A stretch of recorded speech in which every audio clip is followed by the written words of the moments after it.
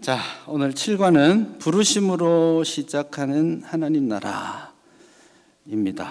창세기 12장에 나오는 아브라함을 부르시는 이 대목을 가지고 한번 7과 말씀을 나누도록 하겠습니다. 우선 큰 틀에서 보자면요, 창세기 1장부터 11장까지 하는데 5과를 하려 했죠. 그리고 이제 12장부터 50장까지를 6과를 하려 합니다. 굉장히 이 창세기를 이해하는 것이 그 전체 성경의 그림을 그리는데 결정적으로 중요하다라는 것을 말씀드리고요. 그리고 앞에 11장까지 하고 12장부터 50장의 분량의 차이가 있지만은 창세기는 내용적으로는 딱 이 12장 여기서부터 전반부와 후반부를 딱 나눕니다. 그래서 11장까지는 소위 전 역사 이렇게 표현합니다. 우리가 카운트할 수 있는 몇 년도쯤의 일이다라고 말할 수 있는 것이 12장부터이고 11장까지는 오래전에 있었던 일 정도로 이해하면 됩니다. 소위 창세기는 그 톨레도트 누구누구의 족보이다라는 표현이 10번 정도 나오거든요. 그게 창세기를 나누는 단위입니다. 그 단위의 절반이 11장까지 나와 있고 12장부터 절반이 또 나옵니다. 그래서 딱 구조적으로 치자면 이 12장 그 아브라함을 부르시는 이 대목이 하나님 편에서는 완전히 중요한 하나의 전환점이라고 말할 수 있고, 저의 입장에서 한번 정리하자면 사실 제가 여기서부터 소위 그 전공이라는 걸 한 거거든요. 그래서 저의 입장에서 보자면 성경에 하나님께서 만들어 두신 그 역사를 인생이 불순종함으로써 인간의 왕국을 만들려고 했던 그 역사를 이제는 끝내자 하고 실패하지 않는 하나님의 계획을 딱 밝혀 보이셨는데 그게 아브라함입니다. 그래서 아브라함을 부르시고 아브라함에게 언약을 주시고 약속을 주시죠. 근데 이 약속이 어떤 조건을 막 담고 있는 게 아니에요. 그래서 이거 잘하면 내가 이렇게 하고 이런 차원의 언약을 주시는 것이 아니라 무조건적이고 절대적이고 영원한 언약의 말씀을 주시죠. 그래서 아브라함을 부르시는 여기서부터 하나님께서 실패하지 않는 구속의 역사를 완성하시겠다라는 뚜렷한 당신의 뜻을 보이십니다. 자, 11장까지 4번에 걸친 실패의 역사, 그러니까 밑으로 계속해서 떨어지는 역사가 4번에 걸쳐서 전개되었다라고 말씀을 드렸습니다. 첫 번째 실패는 에덴 동산, 아담과 하와가 실패한 장면이 나왔죠. 두 번째 실패는 에덴의 동편, 가인의 실패로부터 이제 죄악이 더 깊어졌고요. 세 번째는 하나님의 아들들과 사람의 딸들이 불법적인 결혼을 하고 온갖 악한 일들을 함으로써 홍수 심판이 일어나고 세 번째고요. 네 번째가 이제 지난주에 한 그 바벨탑 사건입니다. 이게 4번에 걸쳐서 범죄하고 심판하시고 구원하시고, 그러나 또 범죄하고 심판하시고 구원하시고, 이걸 계속 반복하다가 하나님께서는 마지막에 이 아브라함을 부르시는 것으로 이 모든 이야기가 끝이 납니다. 그래서 11장의 마지막 대목이 이제 11장 26절이거든요. 11장 26절을 보시면 데라는 70세에 아브람, 나홀, 하란을 낳았다 이렇게 표현함으로써 앞의 이야기들을 다 정리합니다. 여러분, 롯이 아담이 몇 명의 아들을 낳았죠? 많은 아들, 딸들을 낳았지만 성경에 기록된 사람은 3사람이죠. 누굽니까? 가인, 아벨, 셋. 야, 성경 퀴즈 하시면 잘 하시는구나. 가인, 아벨, 셋, 3사람이었습니다. 노아가 몇 명의 아들을 낳았죠? 3명이었죠. 셈, 함, 야벳. 세 명이었습니다. 그래서 그 셋 중에 하나의 가계를 만드셨고, 또 노아의 세 아들 중에 셈의 가계를 만드셨고, 셈의 가계에서 마지막 등장하는 인물이 데라입니다. 그리고 데라에게 몇 명의 아들이 있습니까?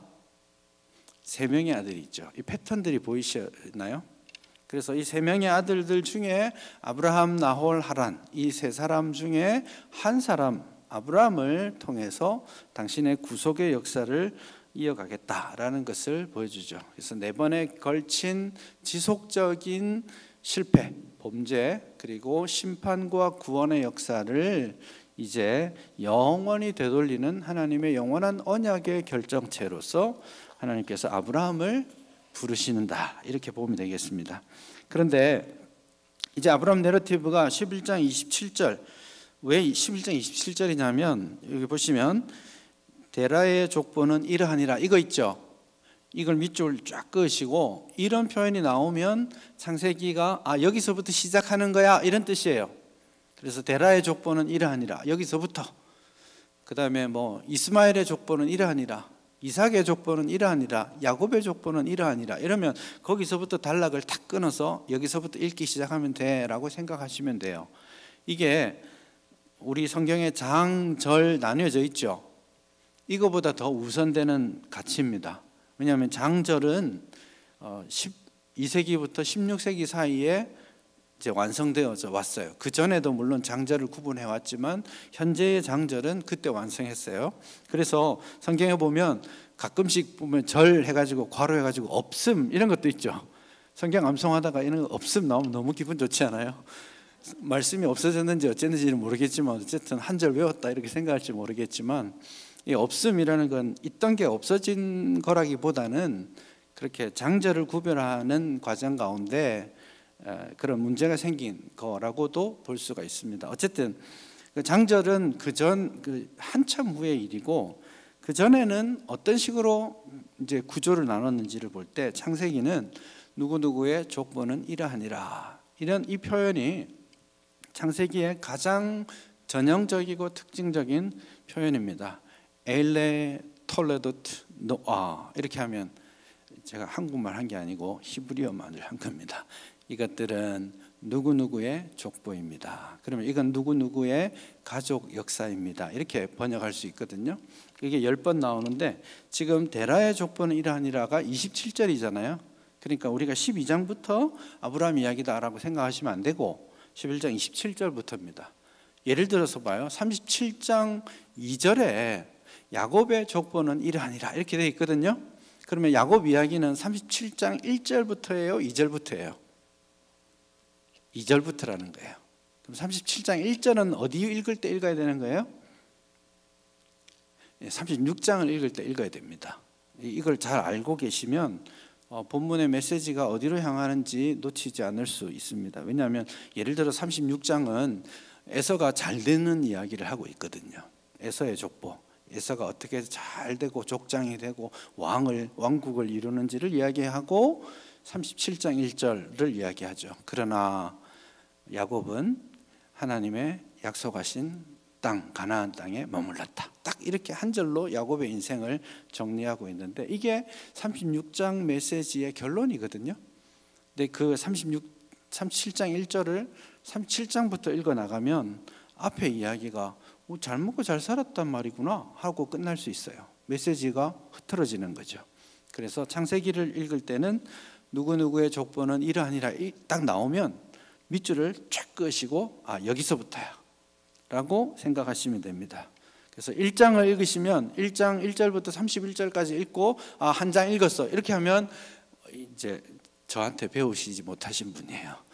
왜냐하면 2장 4절에 가면 천지의 대략이 톨레도트가 이러하다 이렇게 여기서부터 단락 시작이야 라고 말해주고 있기 때문에 1장은 1장 31절에서 끝나는 게 아니고 2장 3절에서 끝나는 거예요. 여섯째 날의 창조만이 아니라 일곱째 날의 창조까지를 다 읽어야 돼라고 단락을 구분해 놓은 거거든요.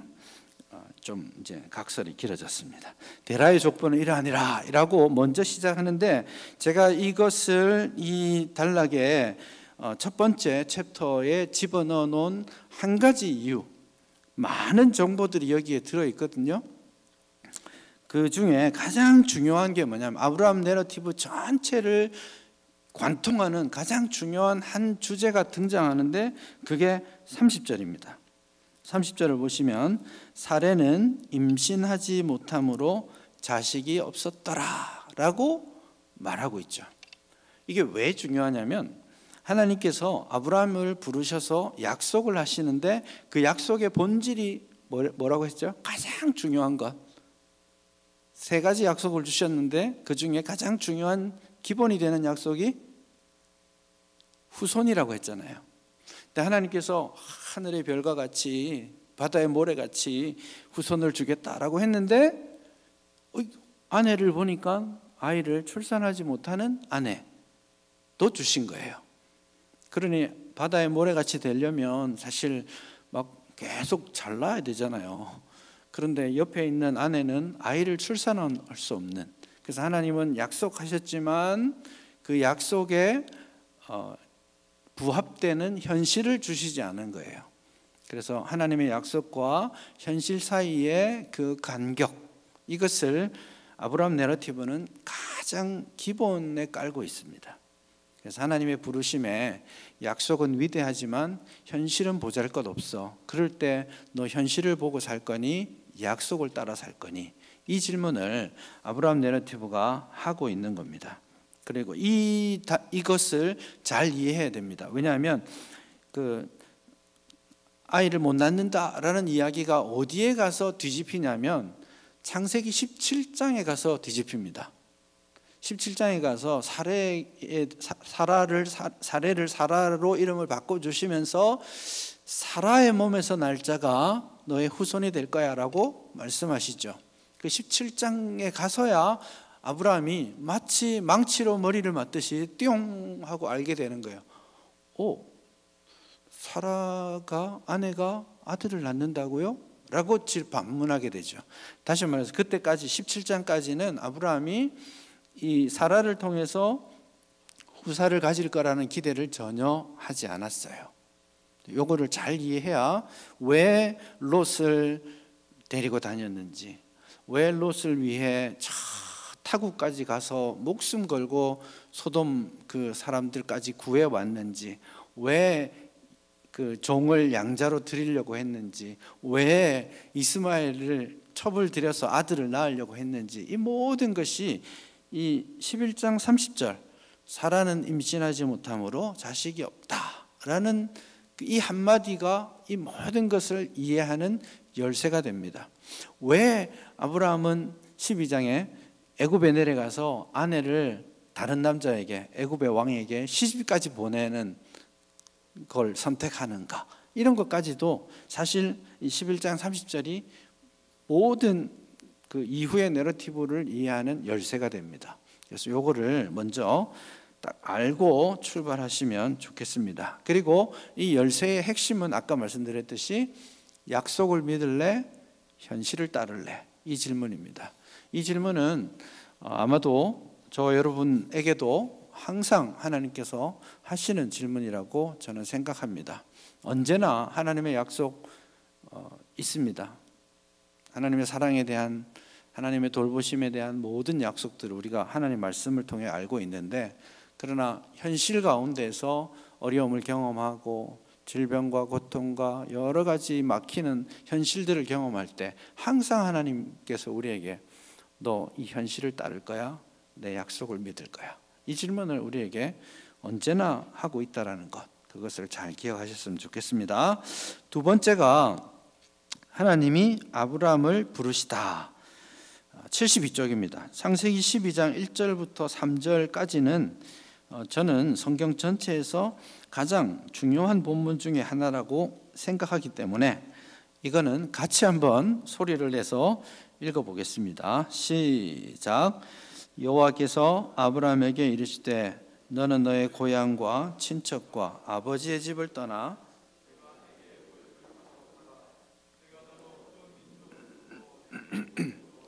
내 이름을 창대하게 하리니 너는 복이 될지라.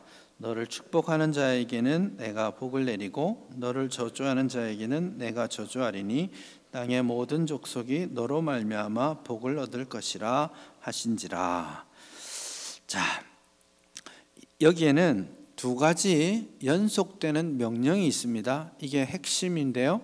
이게 뭐냐면 첫째는 가라입니다. 근데 가라라는 말로는 정확하게 표현되지 않는데요. 1절의 말로 치자면 떠나가라 이겁니다. 이게 떠나라 가라 이 두 가지 명령이 아니라 떠나가라 이겁니다. 번역하다 보니까 이제 말이 좀 떨어졌는데요. 어쨌든 떠나라 이게 첫 번째고요. 두 번째는 2절 마지막에 너는 복이 될지라 여기 밑줄을 한번 그어 보십시오. 이것도 명령입니다. 그래서 떠나서 복이 되라. 이게 하나님께서 아브라함에게 주신 명령의 본질입니다. 이게 두 가지 연속 명령이라고 했죠. 앞에 거는 전제입니다. 앞에 거 없이 뒤에 거 있을 수 없죠. 앞에 거만 있으면 안 됩니다. 이 두 가지가 연속. 얘야 나와서 밥 먹어라. 나와서 핸드폰 보고 있으면 엄마 복장이 터지잖아요. 나와서 밥 안 먹고 있으면. 나와서 밥 먹으라는 말은 같은 명령입니다. 연속되는. 그래서 첫 번째 떠남은 전제고 그 전제로 인한 하나님의 원래 본질적인 명령은 복이 되어라 이겁니다. 복이 될지라 이게 복이 될 것이야 라는 약속이 아니고요. 복이 되어라. Be a blessing. 복이 되어라. 이런 명령형입니다. 그래서 떠나라 라는 명령을 주시고 거기에서 세 가지 약속을 주십니다. 너로 큰 민족을 이루게 하고 너에게 복을 주고 너의 이름을 창대하게 하겠다. 그렇게 세 가지 약속을 주셨죠. 큰 민족 후사에 대한 약속입니다. 그리고 복을 주고 하나님께서 그 아브라함이란 이름 안에 복이 들어 있어요. 그 우리가 아기 태어나면 막 아이들 이름으로 축복아 하듯이 아브라함이란 이름에 한번 보세요. 히브리 말로도 아브라함은 발음하면 아브람입니다. 여러분은 생각보다 히브리어를 많이 알고 계세요. 아브람은 아브라함입니다. 아브라함인데요. 내가 너에게 복을 주겠다. 이거의 히브리어는 그대로 발음하면 아브레카, 아브람, 아브레카, 아브람, 바라크 이게 복이라는 뜻이거든요. 그래서 하나님께서 아브라함의 이름을 그렇게 딱 부르시는 순간 우리가 아이들에게 막 태어난 아이들에게 아이고 축복아 하듯이 아브라함의 이름 자체가 복을 연상시키는 이름이에요. 히브리어로는. 그래서 너는 복덩어리다 하고 이름을 부를 때마다 그 뉘앙스를 계속 던져주는 것이죠. 그래서 큰 민족을 이루고 내가 너에게 복을 주고 이름을 창대하게 하겠다. 여러분 11장에 바벨탑 사건 때 어떤 사건이 어떤 목적으로 그 바벨탑을 지었죠? 두 가지였죠. 첫째는 우리가 우리의 이름을 내고 둘째는 흩어짐을 면하자. 첫 번째가 우리의 이름을 내자 이렇게 했죠. 그런데 이름을 내려다가 흩어져 버렸잖아요. 근데 지금 여기에서는 하나님께서 내가 너의 이름을 내주겠다라고 말씀하시는 거죠. 그래서 여러분 사람은 자기 이름 내는데 관심이 많아요. 저도 그렇고 아마 모든 사람이 이 부분에 다 걸리는 주제일 겁니다. 그렇지만 우리가 잊지 않아야 될 것은 우리의 이름은 우리가 내는 게 아니라는 거예요. 내가 내 이름을 내려고 하면 흩어질 수밖에 없고 그러나 하나님께서 나를 기억하시고 내 이름을 내시는 그거가 중요한 거죠. 그래서 내 이름은 내가 내는 게 아니고 하나님께 있다. 이것만 잘 기억하셔도 우리가 상당히 많은 부분에 영적인 성장들을 이룰 수 있을 겁니다. 세 가지 축복을 주셨고 그리고 두 번째 결과로서의 Be a blessing, 복이 되어라 라고 하시고 그 다음에 다시 세 가지 약속을 주십니다. 너를 축복하면 내가 축복하고, 너를 저주하면 내가 저주하고, 너는 복의 근원이 되어라 될 거다. 그렇게 세 가지를 말씀하시죠. 그래서 이 전체 약속, 떠나서 복이 되어라, 이것은 어디를 향하고 있냐면 마지막 꼭 지점이 어디냐면 열방의 복이 되는 것이라는 거에 있어요. 그래서 나와서 내가 복을 받는 것에서 멈추는 게 아니고 그 복을 받는 것의 결과는 다른 사람에게 복이 가도록 하는 것입니다. 그래서 이게 하나님의 창조 명령의 연속 중에 들어있는 겁니다. 그래서 하나님 나를 부르셔서 나에게 복을 주시고, 그래서 여기에서 내가 복받은 것으로 감사하고 만족하면 안 된다라는 거예요. 왜냐하면 그것은 일종의 수단이고, 그 수단이 지향하고 있는 목적지는, 부르심의 목적지는 열방에게 복이 되는 것이죠.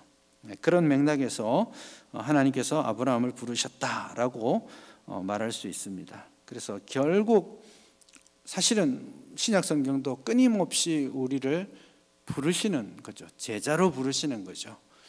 너는 나를 따르라. 사실 급진적 제자로의 부르심입니다. 아버지, 어머니 장사하고 갈게요.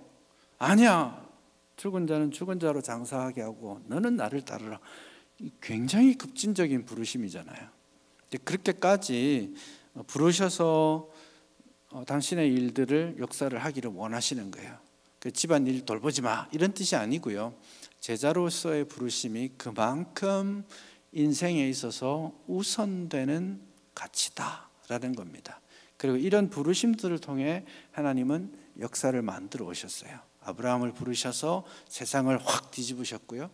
다윗을 부르셔서 그 메시아 왕국의 개념을 이 세상에 심어 주셨죠. 바울이라는 한 사람을 부르셔서 세계 열방을 향한 전도의 문들을 여셨죠.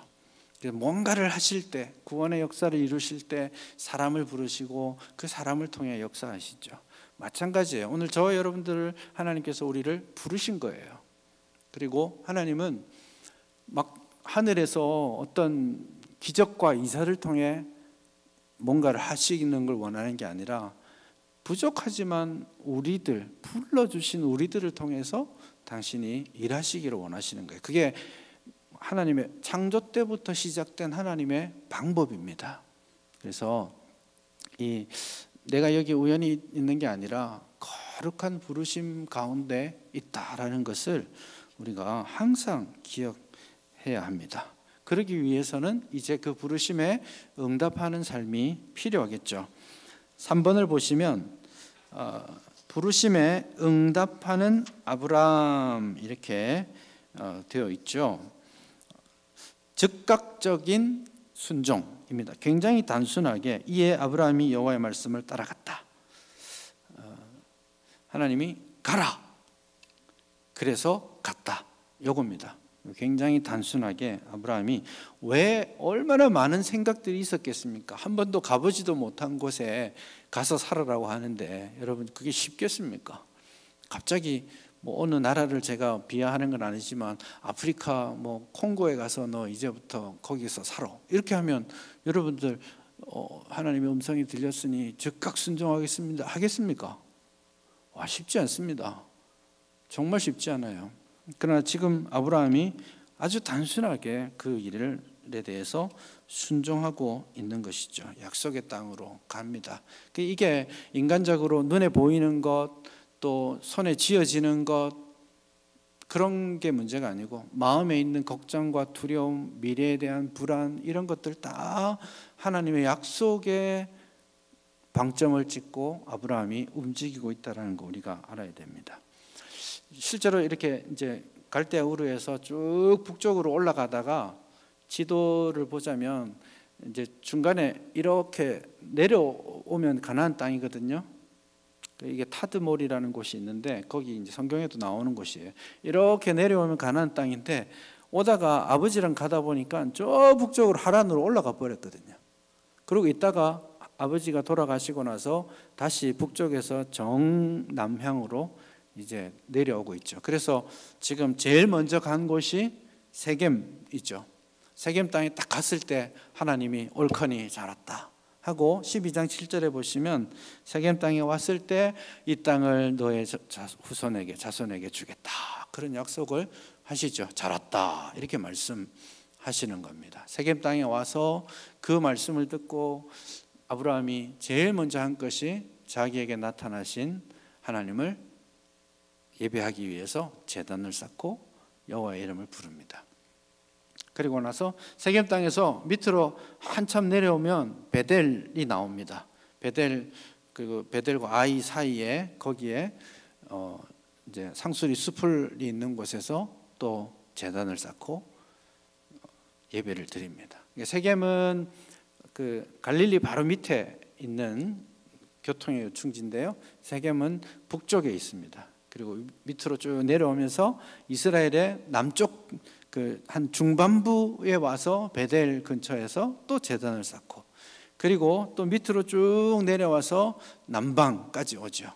이 남방은 네게브 지역으로서 그 이스라엘의 가장 남쪽 지역입니다. 그러니까 이 지도로 보면 저 북쪽에서부터 하란이 저쪽 완전 북쪽이고요. 거기서부터 쭉 내려오면서 북쪽에서 거점, 중부지방에서 거점, 남부지방까지 내려와서 거점을 잡으면서 하나님을 예배하죠. 그래서 온 땅을 하나님이 약속하신 온 땅을 관통하면서 아 여기가 약속의 땅이구나 하나님을 예배하는 삶을 그렇게 살아가는 거죠. 그래서 하나님께 부르심을 받았을 때 부름에 응답하는 삶이 뭐냐라고 질문한다면 첫 번째는 순종, 약속을 믿고 약속을 따라 순종하는 삶이다 이런 원리를 이야기할 수 있고 그러면 뭐 보이지 않지만 내가 지금부터 할 수 있는 일은 뭐냐라고 다시 질문하자면 그것은 약속을 신뢰하는 삶의 현재 진행형은 뭐냐? 그건 예배입니다. 제단을 쌓고 여호와의 이름을 부르는 것, 예배자의 삶을 사는 것 그겁니다. 이거 단순하게 주일 예배 빠지지 마세요라고 말하는 게 아니에요. 여기서 말하는 예배는 전인적인 형태입니다. 아브라함은 어디를 가든지 하나님의 이름을 부르며 그곳에서 하나님을 모시고 하나님의 주권을 인정하는 하나님의 나라를 이루고자 했던 거죠. 그런 맥락에서 예배자의 삶을 산다. 이것은 내가 이제부터 예배 빠지지 않아. 이건 당연한 이야기고 그건 기본이고요. 거기서 그치지 않고 내가 일주일에 한 번 혹은 두 번 예배 드렸으니까 나 신자로서 잘 살고 있는 거야. 착각입니다. 진짜 완전한 착각입니다. 그것을 기본 베이스로 하고 그가 어디로 가든지 그곳에서 하나님을 예배하는 거예요. 그래서 예배자의 삶은 전인적인 예배자의 삶. 다시 말해서 어디에서 무엇을 하든지 그곳이 나의 주어진 인생의 모든 삶의 자리가 예배자의 자리여야 합니다. 그래서 주일날 드리는 예배 플러스 내가 내 삶 가운데 하나님이 기뻐하시는 거룩한 산제사, 영적 제사를 드리는 이 영적이라는 말이라 번역이 영적이라고 표현되어 있는데 사실은 합당한 혹은 합리적인 제사 이겁니다. 그래서 살아가면서 하나님 앞에 삶의 모든 자리를 하나님을 인정하고 하나님께 드리는 것 그게 종합적으로 드리는 예배입니다. 그래서 당신은 예배를 드리고 있습니까? 이러면 나 지난주일날 예배 드렸는데요 이러면 곤란합니다. 그게 아니고요. 오늘 당신은 당신의 직장에서 당신이 만나는 곳에서 당신의 가정에서 예배자의 하나님을 인지하고 하나님께 주권을 돌려드리고 예배하는 하나님의 이름을 부르는 성도의 삶을 살았습니까? 라고 질문하는 겁니다. 그래서 현재 우리는 어떻게 부르심에 응답할 거냐? 예배자의 삶을 살아야 된다. 예배자가 되어야 된다. 두 번째는 이 예배자의 궁극적인 목표도 복이 되는 거에 있습니다. 그렇죠? 복이 되어라. 이게 우리 인생의 최종적인 목적지입니다. 내가 복을 받는 게 거기서 끝나는 게, 내가 예배드리는 것에 끝나는 것이 아니라 복이 되는 것. 그래서 항상 질문해야 됩니다. 첫째는 뭐요? 나는 예배자의 삶을 살고 있는가? 이 질문을 여러분 하셔야 됩니다. 직장 생활할 때, 사람들 만날 때 언제든지 이 질문 하셔야 됩니다. 두 번째, 복이 되고 있는가? 너는 복인가? 너는 그 사람에게 복이 되고 있는가? 너가 만나는 그 사람에게 너는 복이 되고 있는가? 내 가정에서 내가 내 가정 다른 사람들에게 복이 되고 있는가?